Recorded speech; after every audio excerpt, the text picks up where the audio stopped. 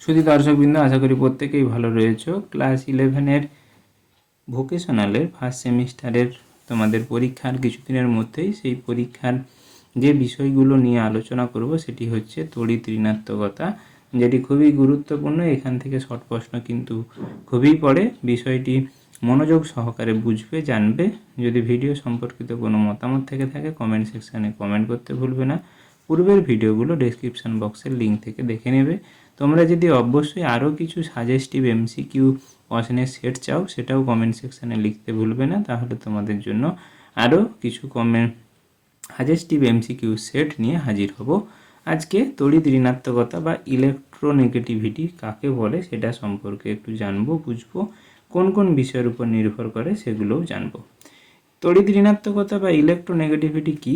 Hydrogen মৌলর কথা প্রথমে যদি ভাবি, হাইড্রোজেন একটি সমযোজী যৌগ। এই হাইড্রোজেন গ্যাসের ক্ষেত্রে দুটো হাইড্রোজেন যুক্ত হয়ে সমযোজী বন্ধন তৈরি করে এবং ইলেকট্রন জোড়টি এই হাইড্রোজেনের যে বন্ধন সেই বন্ধনের মাঝামাঝি থাকে, দুজনেই সমানভাবে ব্যবহার করে তারা যৌগ হিসাবে কাজ করে।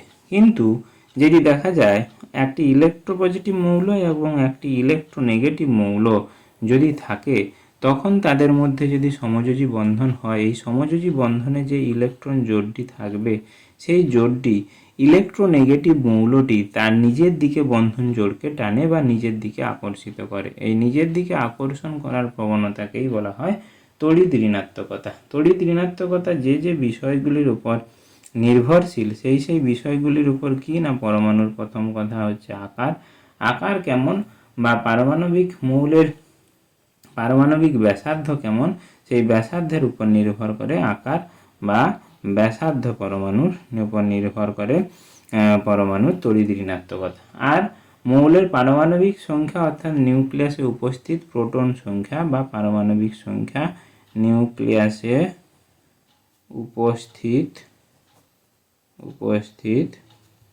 প্রোটন সংখ্যার উপর নির্ভর করে বা পারমাণবিক সংখ্যার উপর বা অ্যাটমিক নাম্বার উপর নির্ভর করে, অ্যাটমিক নাম্বারের উপর নির্ভর করে তোমার তড়িৎ ঋণাত্মকতা বা ইলেকট্রোনেগেটিভিটি। আর কি, পরমাণুর জারণ অবস্থা, পরমাণু কীরকম জারণ অবস্থায় রয়েছে, তার যোজ্যতা কত, জারণ অবস্থার উপর নির্ভর করে।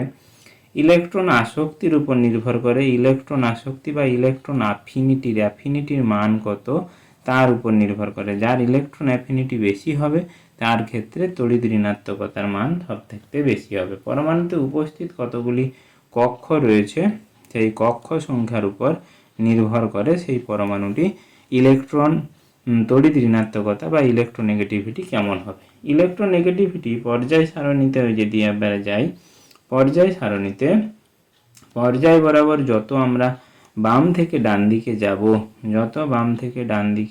যাব তত কি হবে, তড়িৎ ঋণাত্মকতা বৃদ্ধি পাবে। হ্যালোজেন মৌলগুলোর ক্ষেত্রে তড়িৎ ঋণাত্মকতার মান সর্বোচ্চ হয়, তড়িৎ ঋণাত্মকতার মান সর্বোচ্চ হয় বা হ্যালোজেন মৌলগুলি ইলেকট্রন জোড়কে তার নিজের দিকে বেশি করে আকর্ষিত করে।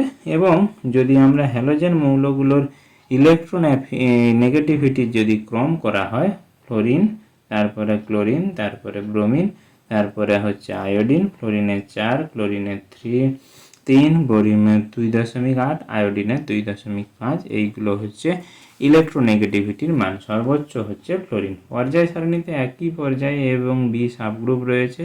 এ সাবগ্রুপের মৌলগুলি তড়িৎ ঋণাত্মকতার মান বি সাবগ্রুপের মৌলগুলোর থেকে এ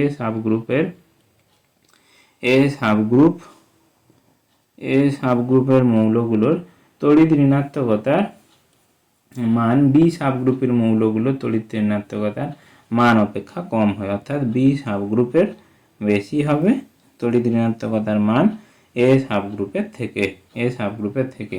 এবং চতুর্থ পর্যায়ের গ্রুপে 1A তে পটাশিয়ামের তড়িৎ ঋণাত্মকতা গ্রুপ 2Bর কপারের থেকে কম হয়। পটাশিয়ামের কপারের থেকে তড়িৎ ঋণাত্মকতার মান বা ইলেকট্রোনেগেটিভিটির মান কম হয়। আবার তড়িৎ ঋণাত্মকতার মান বৃদ্ধি পেলে অধাতব ধর্ম বৃদ্ধি পায়, আবার হ্রাস পেলে ধাতব ধর্ম বৃদ্ধি পায়। যে সকল মৌলের তড়িৎ ঋণাত্মকতার মান বেশি সেই সকল মৌলের রাসায়নিক ভাবে অধিক সক্রিয় হয়, যেমন ফ্লোরিন হচ্ছে অধিক সক্রিয় তড়িৎ ঋণাত্মকতার ইলেকট্রোনেগেটিভিটির মান বেশি থাকার জন্য। আশা করি ভিডিওটি ভালো লেগেছে। ভালো লেগে থাকলে অবশ্যই চ্যানেলটি সাবস্ক্রাইব করে পাশে থাকা বেল আইকনটি প্রেস করতে ভুলবে না। ছোট্ট একটি লাইক দিতে ভুলবে না, বন্ধুদের শেয়ার করতে ভুলবে না। ধন্যবাদ, নমস্কার।